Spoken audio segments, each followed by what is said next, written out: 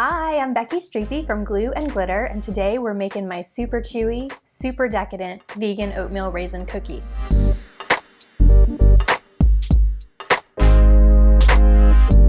I adapted this recipe from the Vanishing Oatmeal Raisin cookies that you'll find on the lid of almost any container of Quaker Oats. Those are the oatmeal cookies of my childhood. We used to make them all the time growing up, and they are amazing. This vegan version is super simple to make and just as delicious as the original. I love eating these cookies as is. They are also delicious paired up with my vegan peanut butter frosting. You can put a dollop of frosting on top. Peanut butter and oatmeal raisin together are a delicious combination that my husband actually suggested during an episode of our podcast, Talkin' Tofu. He suggested using the peanut butter frosting as a filling for oatmeal raisin cookie sandwiches. And if you want a super decadent dessert, this is the one for you. Now it's time to cook.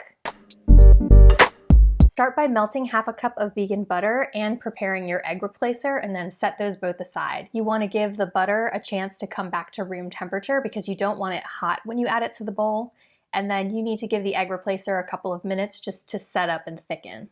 Grab yourself a small bowl and add that melted vegan butter, and then add a half cup of loosely packed brown sugar, a quarter cup of organic sugar, and mix that really well until the sugars dissolve in the butter.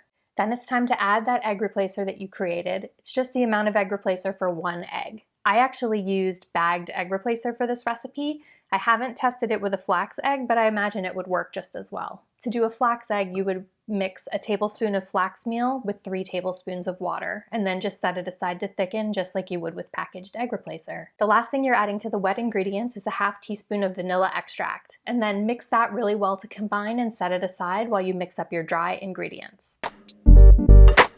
Grab a large bowl and add 3/4 of a cup of all-purpose flour. Then add a half teaspoon of baking soda, a half teaspoon of ground cinnamon, a half teaspoon of salt, and 1½ cups of rolled oats. Get yourself a nice big fork, or you could use a whisk, and mix those together until they're evenly combined. Then add a half a cup of raisins and mix it again just to distribute the raisins evenly. You don't want to overmix the flour though.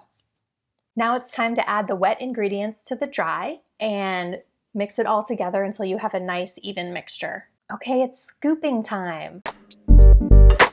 I like to use an ice cream scoop to scoop up these cookies because it's just about the right size. A serving spoon would work well if you don't have an ice cream scoop. Scoop up an ice cream scoop's worth of cookies, like a level ice cream scoop. You don't want it heaping. Scoop that dough right onto a baking sheet that you have lined with parchment paper, and then use either your hand or the back of the scoop or spoon to flatten the dough just a little bit. Toss your pan into the oven and bake them at 350 for 10 to 12 minutes. I like to go the full 12 minutes because I like my cookies to have nice brown crispy edges, but if you want them to be a little bit more chewy, you can go closer to the 10-minute time. Now pull your cookies out of the oven and let them cool on the cookie sheet for 5 minutes, and then move them to a plate or a cooling rack to cool completely before you serve them. They are going to be pretty soft when you get them out of the oven, and that's totally normal. They'll also still be pretty soft when you move them from the baking sheet to your cooling rack.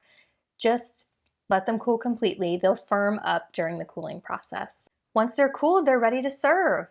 Like I said, I like to eat these on their own, but I also like to pair them up with my peanut butter frosting. I will drop a link to the peanut butter frosting recipe below in case you want to check it out. If you do have leftover cookies, just store them in an airtight container in the pantry. They'll keep for about 5 days. I hope that this video has answered all of your questions about how to make these vegan oatmeal raisin cookies. If you have any questions that I didn't address in the video, feel free to drop a comment below. I'm always happy to help. And don't forget to rate and subscribe. Happy cooking!